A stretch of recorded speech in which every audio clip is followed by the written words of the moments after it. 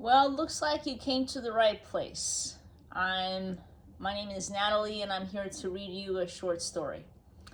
I hope you get comfortable and tune in because you're in for a ride. I'm gonna read a short story that that I've written maybe about, I would say, like 4 years ago. At least 4 years ago, I wrote this story.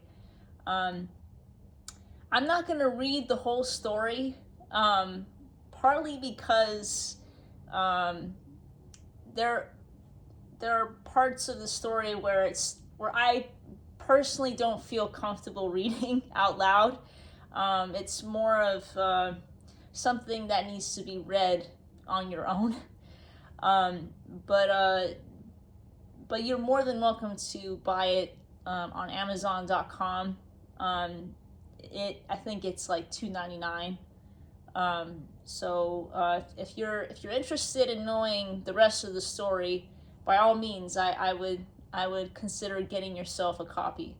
Um, the only format that's available is the digital copy. So I don't have like an actual physical copy available. It's just digital. So, um, but uh, but the name of the story is The Trace of Diamonds.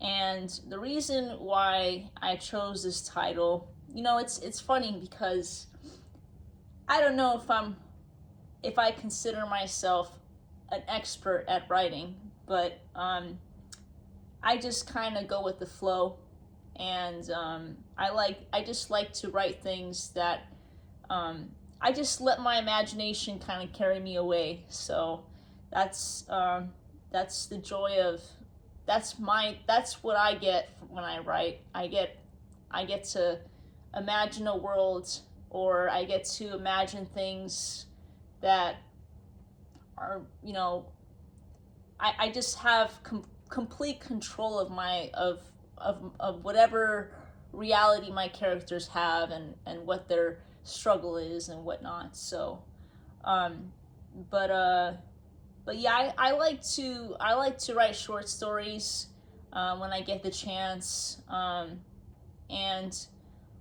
one thing that I like about writing is that it can go any direction. Like, the only limit is my imagination.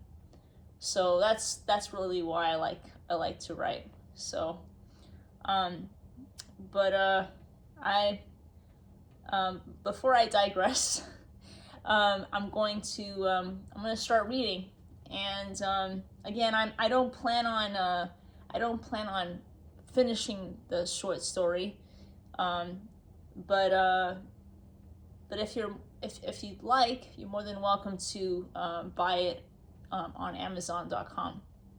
So, um, the name again of the short story is The Trace of Diamonds. Um, let's go ahead and start.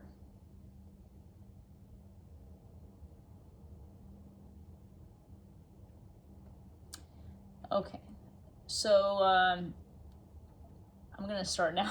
Okay. They say that breathing is a shortcut to enlightenment, but it truly isn't. Walking, not breathing, is the enlightenment. To leave misery behind requires the ability to walk away from it. One can hold his breath long enough and still survive. Walking away from any problem is the only enlightenment. Gina, a newborn without pressing warmth, was left stranded in the dumpster of a convent. For a couple of hours, she was devoid of love that comes from an unconditional heart. Gina couldn't find her way out of the dumpster, which was a rather shallow one. All she knew was how to cry, and that's what she did. She cried, for she knew early on that life doesn't offer favors. This bitter lesson was a message she was stuck with for the remaining time she had, unless someone gave her a chance to live. Gina didn't know where she was. A dumpster was just another cradle to her. But for someone older, it was a temporary place for items that somehow missed its purpose. The insomniac cockroaches, unwilling to kick their habit of looking around, crawled throughout the dumpster. Gina was not in the right place. Gina's cries reached far, since a light surreptitiously turned on in the parking lot. Butch, the caretaker, ran into the light to trace the source of the sound. He gasped, not from running, but from witnessing where the sound was coming from. It wasn't the right place for a baby, Butch thought. Almost accompanied by yesterday's news, Butch snatched Gina from the dumpster, making the curious cockroaches a little jealous. Butch walked away from the dumpster that mistakenly cradled Gina and came closer towards the light to get a better look. Butch met her gaze and kissed her on the forehead. Butch peered around the parking lot while holding Gina close to his overworked chest. The parking lot was enveloped by the dark sky. "You have nothing to worry about. Nothing," Butch told Gina, half expecting her to believe him. Somehow she did, since she stopped crying. Butch was born without the intelligence gene. Therefore, he couldn't have children of his own. The government mandated sterilization for individuals born without the intelligence gene. The intelligence gene maintained harmony in society, and people who possessed it were free from disorder and chaos. The government justified this gene as a solution to reduce crime and corruption. This was the only way that the government could establish order. And to establish order, the government forced sterilization on its population so that people without the gene would eventually die out. Since Butch didn't have children of his own, he was holding opportunity that was taken away from him. Since nobody claimed Gina and didn't belong to anybody, Butch felt that he gave birth that night. It was a blessing to hold new life in his hands. Gina's pink security blanket contained a folded note, scribbled with effort. Butch, tempted to crinkle and toss the note as if it were a bad idea, kept it unwillingly. Butch didn't want to know who left her in the dumpster. Heck, that person is an idiot for leaving a trace in the first place, Butch thought. Butch also needed his reading glasses, which he left behind in his one-man palace. Butch stormed into the convent, stopping time briefly. 3 women, akin to the Fates with bed hair, quickly came out of their rooms to find out what happened. "Where did you find her?" Sister June said, closing her robe to shield against the cold weather. Winter was just around the corner. Her bangs were interfering with the conversation. She had to brush them back for a better look. Butch was holding back tears. She was left outside. "On the porch?" Sister Kate, now awake and curious, asked. "No, in the dumpster. I don't know who put her there." Butch almost forgot the note that he was clutching. "Let me have her." Sister Jolene opened her arms towards Butch's discovery. Butch reluctantly handed over Gina to Sister Jolene. She did some speed walking towards the washroom, clutching a bottle of warm milk in her right hand. "What's that you're holding?" Sister June asked, desperate to know more about this discovery, found in the most unexpected of places. This note was on her blanket. Butch unfolded the note, hoping to find more information. He still needed his reading glasses. Sister June snatched the note from Butch and looked for herself. The words, though few, were absent-minded in tone. She read aloud, "Gina is her name. If and when you read this, I'm probably not alive. Please tell Gina that I love her. Even if I'm alive, I will always be dead to her. Thank you." "This sounds like her mother," Sister June, somber from reading, shook her head as if God was in the room with them. Sister Jolene came back from the washroom. "If we waited until the morning, she wouldn't make it. She would have frozen to death." Butch smiled. All 3 sisters scowled at him, surprised at his reaction. "Why are you smiling?" Sister Kate said, unable to predict Butch's spontaneity. "If she was on the porch, she surely wouldn't have survived. The dumpster was somehow the right place for Gina. That's why she's still alive. I wonder if her mother's intention was for us to find Gina or for Gina to die? We'll never know for sure. Her mother must have had the intelligence gene. I don't understand your logic, but you've done something courageous today, Butch. Looks like Gina is here to stay. Sister June locked the front door. It surely pays to hear. Butch yawned as he went back into his one-man palace until the sun clocked in first. And then I had this sentence here that I forgot to finish, but anyway, I'm going to continue. Gina's mother was sweaty and confused. She couldn't fathom why it took so long to have a baby. However, nature has its ways, and part of the deal is to experience every waking moment in pain until new life decides to leave the womb. The room was lonely. Only a mother had the company of a being she created and housed, but barely existed. Maybe it doesn't count as having company. Gina's mother felt quite lonely in her room. It was meant for one person, maybe two if she counted the pending addition to the world. Gina's mother, impatient for company, pressed the button on her remote. She was tired of suffering alone. The nurse was summoned to her room, almost expecting an emergency. The nurse, halfway lived and tall enough to reach the ceiling, was motioned by the computer screen, like a mosquito's primitive attraction to light. The nurse checked Gina's mother's vitals. Your vitals look good. Any pain? She scanned for red flags in the form of numbers. No, not really. Just having a baby. You know how that goes. I wish I did. My only daughter died in a car accident a couple of years ago. Working here makes my job a little harder.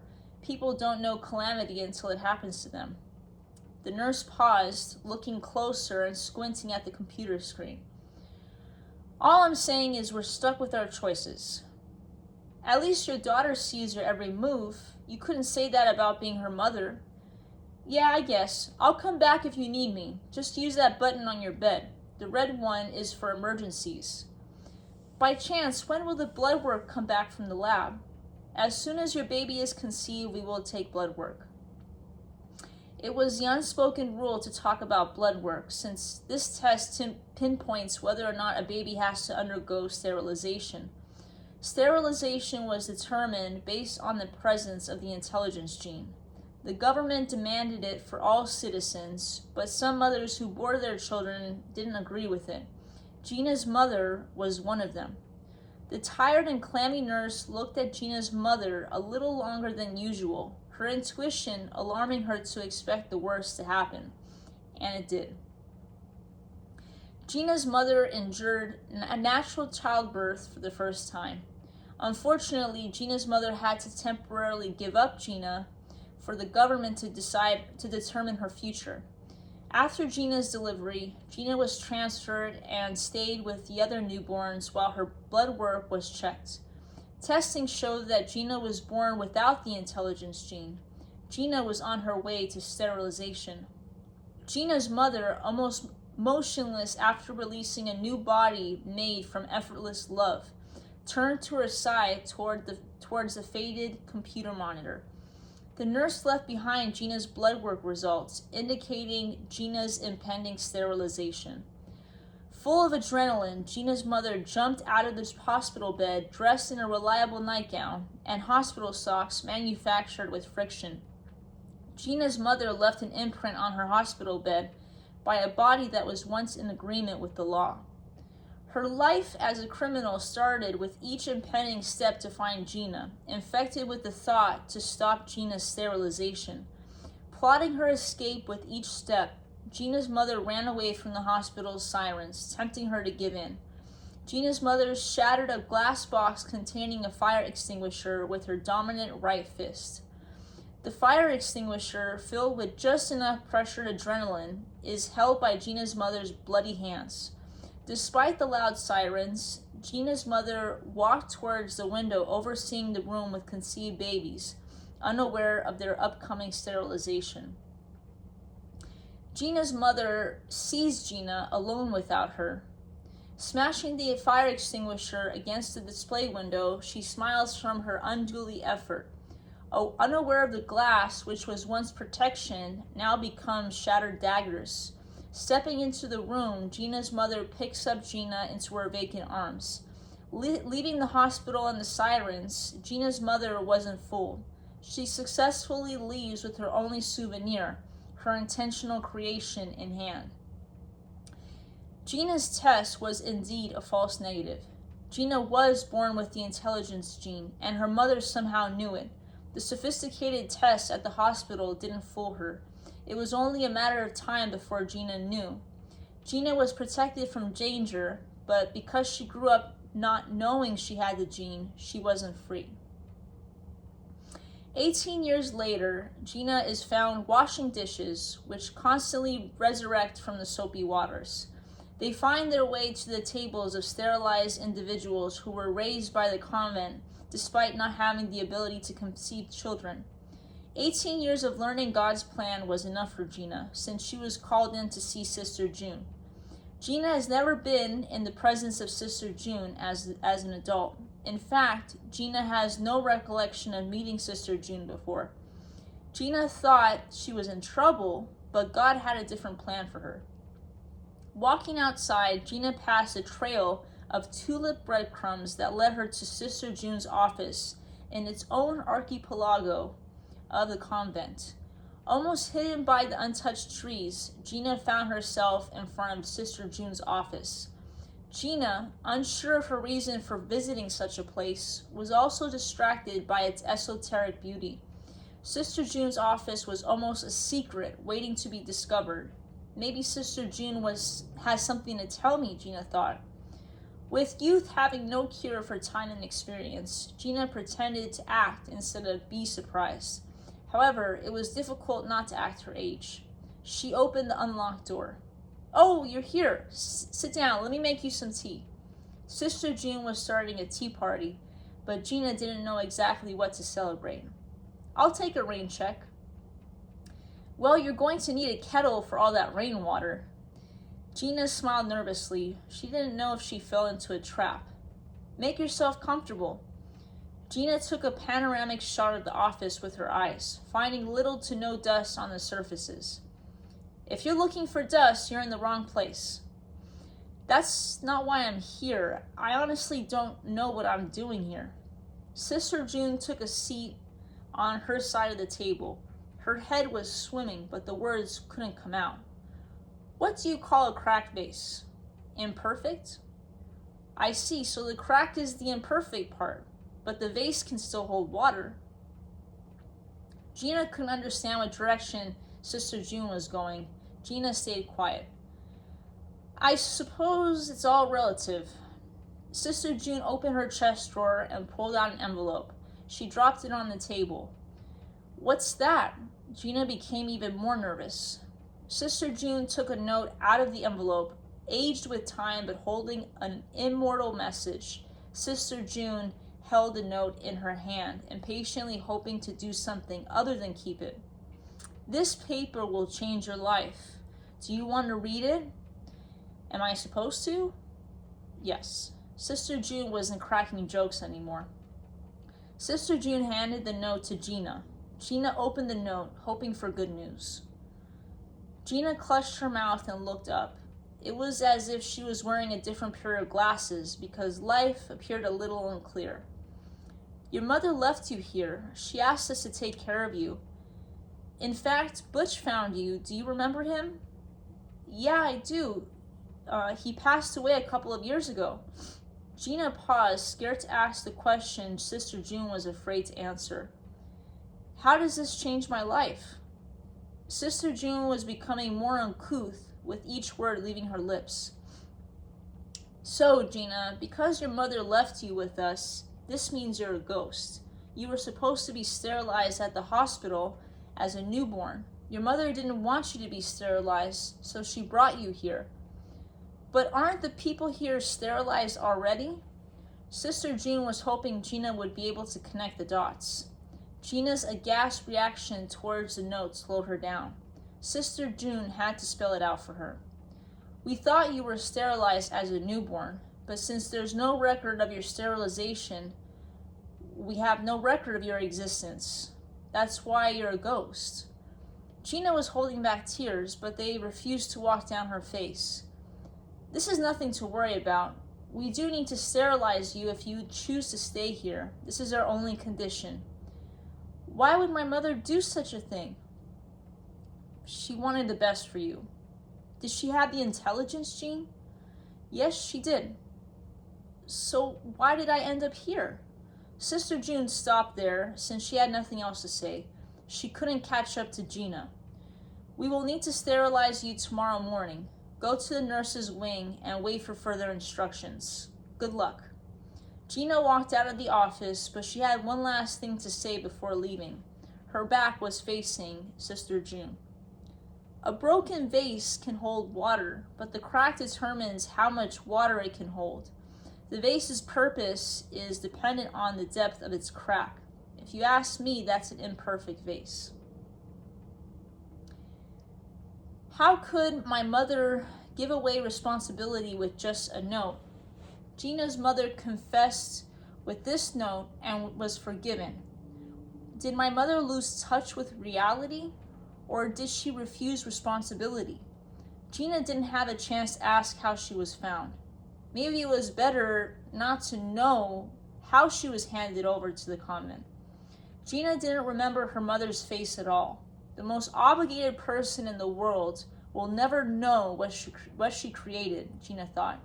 My mother is now just fiction, not history, Gina thought as she held the note. Gina had no other choice but to plan the rest of her life in the midst of tacit trees, grounded and powered by the sky. Gina, flustered after meeting with Sister June, threw the note on the ground. She stopped and looked at the crippled note on the ground, which didn't blend in with the grass. Before the wind took custody of the note, Gina quickly picked it up. My mother probably didn't want me. If she wanted me, she would have found a way to keep me with her, Gina thought. Gina ran out of reasoning her way out between a rock and a measly note. How can such a small piece of paper change the course of my future? Gina thought. Gina watched the tree leaves sway sideways. Trees must know as much as compasses do, Gina thought. As the trees swayed, Gina plotted her escape from the convent. She didn't have too much time. It would have to be tonight, Gina thought. Gina was quiet at the rather quaint but noisy cafeteria. She was plotting her escape mentally and wanted to keep it a secret.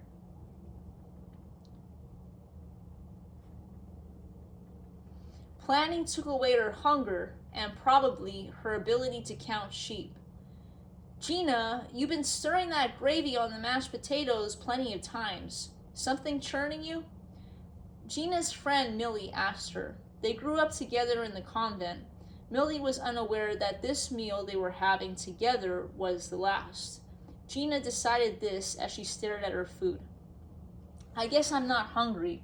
Maybe I'll just go to sleep now. Something's bothering you. You can tell me. Gina looked at Millie to get her attention. I'm a ghost. A ghost? What does that mean? There's no record of my existence anywhere. My mother dropped me off here. How can that be? Ghosts don't really exist. Well, you're looking at one. I'm supposed to be sterilized tomorrow morning, whatever that means. Millie looked at Gina, almost guiltily. Did your mother leave you here? Yeah. I went to Sister June's office and she gave me a note written by my mother. My mother left me behind but somehow didn't want to be forgotten. Now I'm stuck with this stupid note. Do you have the note? Gina's eyes started to water. Millie felt the pang of emotion that Gina couldn't explain in words. As a friend, Millie was in charge of empathy. This was her end of the bargain. Well, I've heard that runaway mothers bring their children into places like this because they're trying to escape from crime. What do you mean? My mother was a criminal? She probably didn't want you sterilized. That's why she dropped you off here. I didn't know that.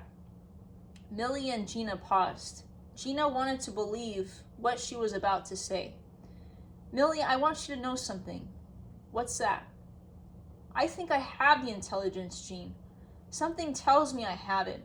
I don't know, I just believe it. I'm going to leave tonight. Where are you going? This convent is in the middle of nowhere.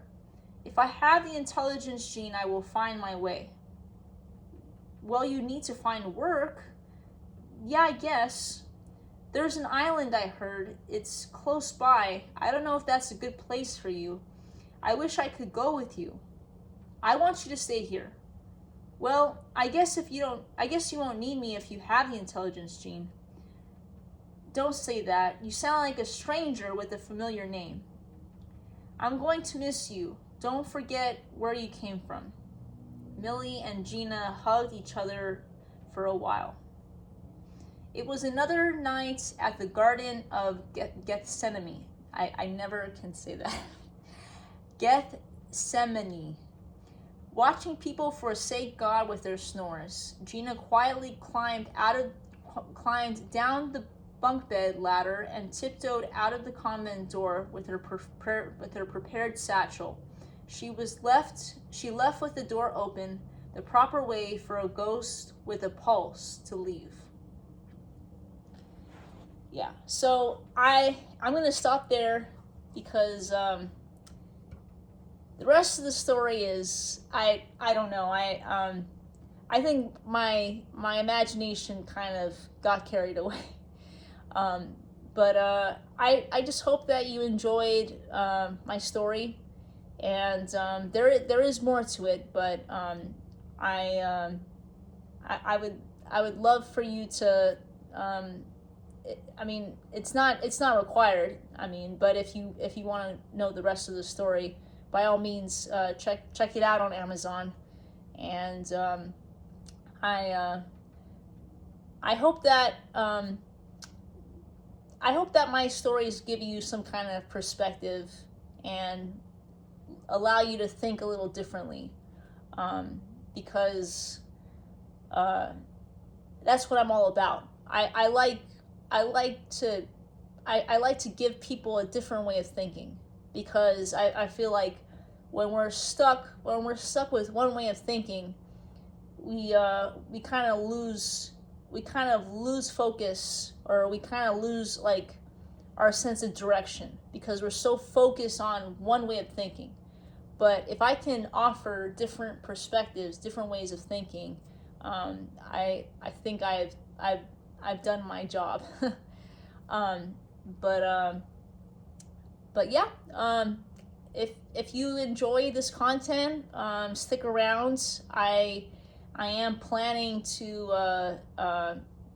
upload more short stories. Again, I don't know if I will tell the whole story. We'll see about that. Due to the length of the video, I don't want to make the video too long. So, but I do appreciate the support, and yeah, stick around. I'll be uploading some more videos, and one thing that I haven't mentioned is that I am in nursing school right now. So at this time, I have a little break. So this is probably the best time for me to upload all my short stories. Maybe, if not all of them, most of them. And give you a little bit of perspective. So have a great day, and I hope that I hope you learned something new today.